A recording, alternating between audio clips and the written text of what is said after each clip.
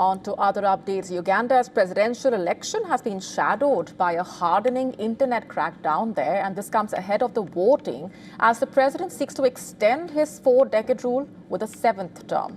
In fact, the government maintains that the blackout is to prevent misinformation.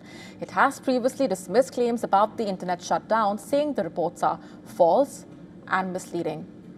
Web monitor NetBlocks confirmed a nationwide disruption, and opposition supporters have been detained, foreign media kept out. The critics have called it a digital tactic designed to control the narrative at a decisive moment. The leader recently held his final campaign rally as a grand show of power, yet a tightly controlled one. Thousands filled up the National Ceremonial Gardens, but foreign journalists reportedly were not welcome, and they were denied access to the rally. Reportedly, some were threatened with arrest. The 81-year-old has been in power for 40 years and is seeking yet another term. He is widely expected to win, and he maintains total control over the state and the security apparatus, and has allegedly rewritten the rules, scrapped term and age limits, and jailed rivals to stay in power, allegedly. Anybody who tries to interfere with your freedom will be crushed.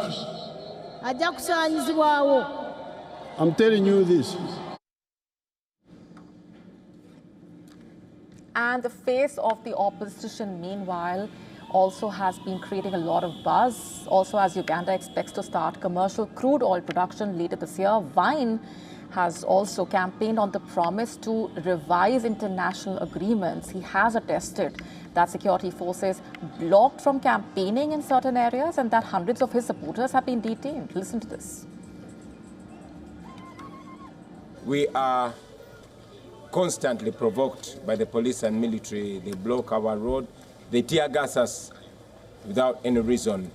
There has always been a constant provocation because they want us to behave. They want us to get angry. They want to provoke violence. They want to provoke stone throwing so they can get justification for shooting our people. The United Nations backs the claim, confirming large-scale arrests of opposition supporters in the run-up to the polls. Security forces have repeatedly fired live bullets and tear gas to break what the president calls the criminal opposition. Reportedly, more than 20 million people are registered to vote in the country on Thursday. And with this, and with a young electorate, Uganda is heading into a crucial stage of leadership change, to say the least. But the warning signs also against a democratic election are flashing red. And for more on this, take a look at this report sent by our correspondent.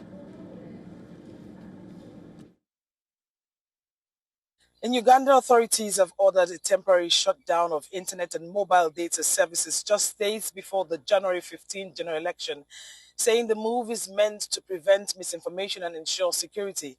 The mood in the country is tense. Security forces remain visible on the streets of Kampala as the Commonwealth calls for restraint over abuse of human rights, arbitrary arrests, abductions, and so on. The shutdown is no doubt worrisome, while some say peace and stability matter most as the voting approaches. From Lagos, Nigeria, Louisa Olani, WION World is One.